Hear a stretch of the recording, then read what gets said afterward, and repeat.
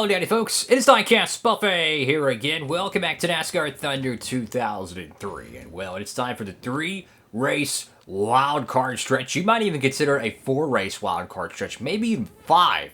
We have back-to-back short tracks after these 3 true wildcards. It's going to be insane. Infineon, Daytona, which the Daytona and 400 and the 500K are on the same week. This would be like a Thursday event, and then this would be a Saturday or Sunday night event. So lots of good races here, guys. So if you're trying to gain points, which wink, wink, we are, 335 out, we're going to need to win probably all 3 of these races as Dale Jarrett takes the Winston Cup points lead over Sterling Marlin. Where's Kurt Busch at? He did win last race, 450. He's not out.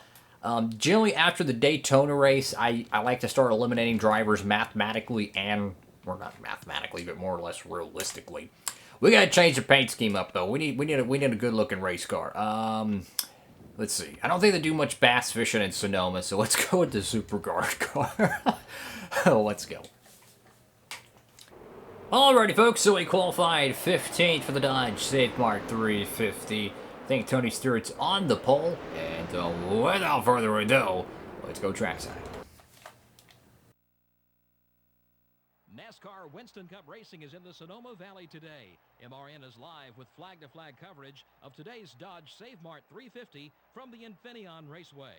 This course should present quite a challenge to these drivers. Wouldn't you agree, Barney? You know, Joe, this track can really show off a driver's talents.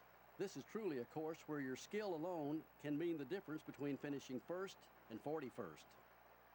Jeff Burton will begin the race in the top 5 in points. Being in the top 5 is a huge boost in self-confidence. I know everyone on that team is very happy with their performance this season, and rightfully so.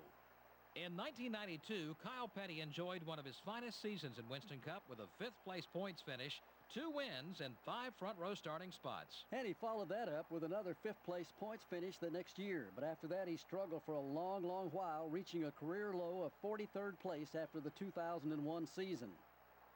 With over 25 seasons under his belt, Ricky Rudd is NASCAR's most experienced full-time driver. It's hard to believe, but he got his first Winston Cup start back in 1975 at the age of 18.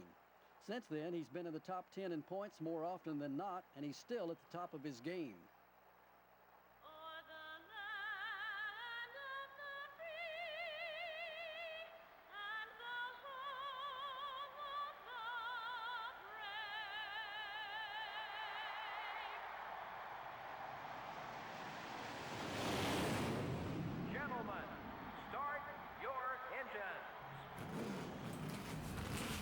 Alrighty, folks, here we go. It's time for Sonoma. And imagine that, like literally, you have Jeff Gordon and Tony Stewart, the 2 goats of the Winston Cup road course era.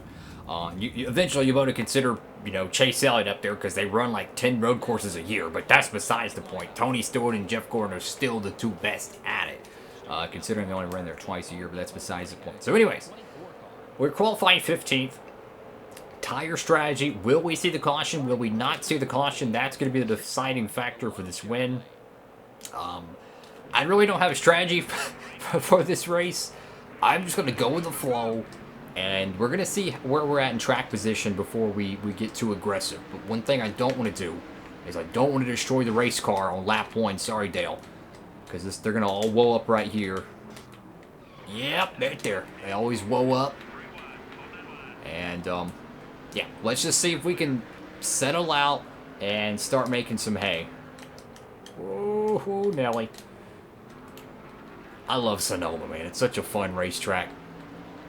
I'm not that good at it, though, but definitely one of my favorite racetracks. Like, just fun-wise to race at. 'Cause it's so unique.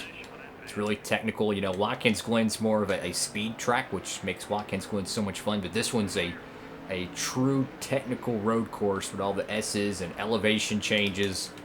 Oh, trying to give Waltrip some room, but this is not the place you want to be too wide.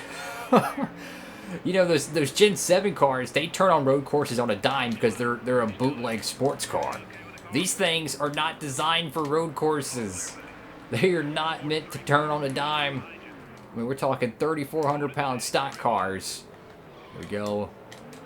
Entering the carousel, or the horseshoe, or the paper clip, whatever the biff you want to call it, turn 11. We got, what is it, John Andretti, I think, in the 43, or did he retire in this playthrough? I think it's Andretti still in the 43. So I'm getting confused with our Thunder 2004 playthrough when they have different retirements, you know, and I think there's, because Fittipaldi retired in that playthrough and someone else took over the 43. I get them a little bit confused. Try not to cut that corner there. It's hard to. So we're trying to run down the 43 here.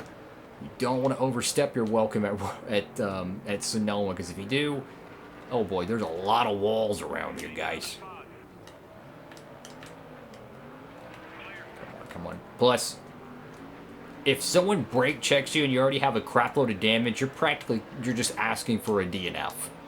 I've had that happen so many times in career mode, because you know when you first start a career mode, your cars are really, really weak, and you have to upgrade the durability and stuff. So it's like 3 brake checks and you're already on fire. So gotta be very cautious with that.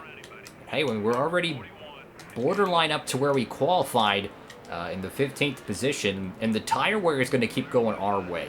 The AI do not fare well on older tires generally at road courses. They don't press as hard. They're a little bit slower to the throttle, so I think that's going to work our way. Come on, come on, come on, to the outside. Now we'll be able to be on the inside lane, see if we can hold off that 8 car. But for us, we have nothing to lose, though. We're 330 points out, give or take. We're going to have to win all 3 of these wild card races, probably, to have a realistic shot at climbing back into the championship mix. And the reason why these 3 races are so important is we almost brake checked him. Or he almost brake checked us. But there's generally a few AI DNFs in these events, or poor finishes, because it's a road course. You're going to have crashes. You're going to have accidents, and that's going to mix up the field. Like when we go to the Daytona road course, it is the premier road course of the whole year. Anything goes there. It is a demolition derby almost. And we see so much pit strategy. We see so much chaos. Anything can happen is all. We overshot that. Yep, that was stupid. That was so stupid. Wow. Let's see the damage. Oh yeah, we got a huge gash in the hood. Yeah, that was horrible. I'm so sorry. I did not mean to overshoot that corner. And it's crazy. I've seen so many Cup drivers do that as well. They'll enter that corner just a little bit too hot, and they'll either spin out whoever's ahead of them, or they will just KO their car. So we're running 15th. Who's leading? Oh, imagine that. It's Tony Stewart. Oh, it's Jimmy Johnson. Oh, it's Jeff Gordon. Even though Jimmy Johnson statistically was never that great at road courses, with only 1 win, and he shouldn't have won that race because Marcus Ambrose unfortunately threw it away. It happens. Ironically enough, that was in the 2010 season, and we're in the 2010 season right now in this playthrough. So, maybe Jimmy Johnson could actually win this race like he did in 2010. Although it worked out fine, because Marcus Ambrose would go on to win back-to-back Watkins Glen races, and he would win an Xfinity, or then Nationwide Series Watkins Glen race as well. So we're up to 13th here. Hey, we're making hay.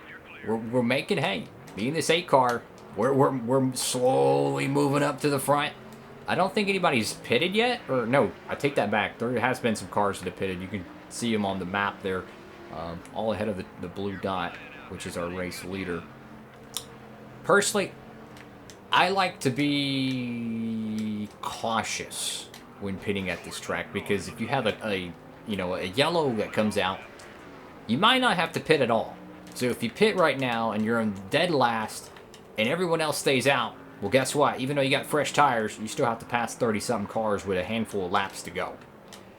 So I rather pit at the last moment, knowing that I absolutely have to, or I'm going to run out, than pit early and risk the chance of a caution coming out and working against me. Now, if the caution comes out at the perfect time, like right after you get on pit road and everyone else is like, okay, we have to pit, maybe not, I don't know. It's weird. It's weird. Sometimes you can make these races without pitting, sometimes you can't. It's just weird. We're working on the 1 car here is Steve Park. Sterling Marlin, the former Winston Cup points leader, the new leader, is right ahead of him, that being Dale Jarrett. And you can see we're making some hay on the leaders here. They don't fare well with the older tires, and it's all going our way here. Come on, come on, come on. Got that big damage on the nose, man. That's certainly not helping our aerodynamic ability. And I'm not trying to race these road courses dirty unless it's the last lap, then anything goes. Or if they, you know, continue to block me, then I will move them. Come on, come on. Let's see if we can set them up here. Do a whole Denny Hamlin, Tony Stewart vibe here. Come on, set them up. There we go. Nice. Oh, no, no, don't cut it. So I don't think there's a penalty for corner cutting in this game, so that's why I try to self-police it. I try to play these games as realistic as possible. You know, don't pass below the yellow line. I try not to. Sometimes it just happens. All right, leaders are pitting here, so that means someone in the top 5 is coming down. Let's see who it may be. Is it going to be the true leader? Oh, caution. Do we pit or we not pit? If we pit now, we're going to be at the back, so we can't pit. Fudge. Oh, this is going to be a bad call. Look at our fuel right now. We're halfway. We've raced 5 3/4 of a lap. Can we make it without pitting? Oh, no. This is the million-dollar question here. Because the caution came out the worst possible time for us. Who it is? Oh, it's Gordon. What? Gordon gets tagged around. Johnson, his teammate, has to avoid him. And Gordon going to make contact with Bill Elliott. Yeah, he just lost it. And in the final corner, just lost it there. Maybe a little bit of wheel hop. But now the strategy... Oh, boy. We got to think about this. Oh, boy. So, let's see. We are in 7th place because there was a few cars ahead of us that pitted. I don't know if we can make it, though. Wait, why is Gordon in 2nd? Does he keep his position? I have no idea. Oh, boy. Do we pit or not pit? I think we need to not pit here and take the gamble. I think we take the gamble here, guys. I think if we pit here, we're playing to lose. We're playing to win. We ain't got nothing to lose, guys. We're 300 points out. I say we risk it. Hey, they're staying out. Oh, goodness. How bad is the tires? Wow, we botched that corner. That was awful. Oh, boy, that was awful. Oh, of course the 55 car gonna make me go to the outside. What happened to the tires? Did we just pick up a whole bunch of debris on it during the pace lap? Like, they don't even feel like the same tires anymore. That was embarrassing. All right, now we got 2 laps to bulldoze our way to a top 5. Again, we were running just outside the top 10 most of the race. But the tires don't even feel the same. Like, I just can't imagine one tire cycle or heat cycle would cause that much damage unless it's, you know, amplified for the minimal amount of laps. You know, 1 lap might be equal to 10 laps worth of tire wear in a full-length race. Either way, we're going to get physical with it. We're going to start making some moves. We got 1 lap to do it. We should be good on fuel. If not, who cares? Very low in fuel, so you have 1 more warning before you're about to run out. Our car's so slow getting right through this portion. If I can just get the car to turn. Come on now. Yeah, we're not going to win this race, guys, but it's okay. I just feel like if we would have took tires there and pitted, it would have been a lot worse. We need to take the chance. It didn't work out. You know, we completely botched the corner. It happens. We still have a winner to decide, though. I have no idea who it's going to be. Come on, come on, come on, come on. I mean, I can't even just get back to the throttle. Like, this car does not want to turn, and we're... Oh, boy, we're really about to run out of gas. Well, try to send it. No, come on. I need these points, man. I need these points. I'm so sorry, Dale, but I need these points. I'm desperate for points right now. And I would say that is a successful gamble. We barely had enough. Kevin Harvick gonna win it at the Glen. And how about Team Evernham? Second and third. What a run for those cats. We had to do what we had to do. But hey, man, we got it done. Wow. So let's go check it out. So Gordon and company, I think, pitted, which was Johnson, Gordon, and Tony Stewart. And this is why I did not want to pit. Look at Gordon, 17th. Look at Stewart, 14th. Keep in mind, some cars did pit earlier in the race. So if that was 10 cars, guess what? That's 10 cars you have to pass. So I think we made the right call. And a huge tough break for Johnson and Terry Labonte. Even Nadu. That was a bad day for the Hendrick camp. Wow. 3 of their 4 horses are done. So that could be a championship blow for Johnson, because he had a really good car there in position. He was leading. So I'm guessing he didn't think he had enough fuel, or he had a DNF or what have you. But we salvaged something, you know. We didn't really gain anything on Marlin. We did gain a good chunk on Dale Jarrett, but that was close. So Harvick, a huge win, and considering his statistics in this playthrough, that is a upset win. He is not the Kevin Harvick, that most people would know in this playthrough. He might win 1 race every 4 years. So that is a true upset. And Mayfield and Bill Elliott, hats off to them. Kyle Petty, top 10. What is this, the 07 Coke 600? That's all for now, guys. Thank y'all so much for watching. Make sure to like, comment, and subscribe. Hope to see you in the next episode of this series. And, of course, for all your diecast shopping needs, hats, t-shirts, you name it, make sure to use that promo code down below. Use code DIECASTbuffet at checkout at Circle B Diecast, and you could save on shipping. That's all for now. Diecast Buffet, signing off.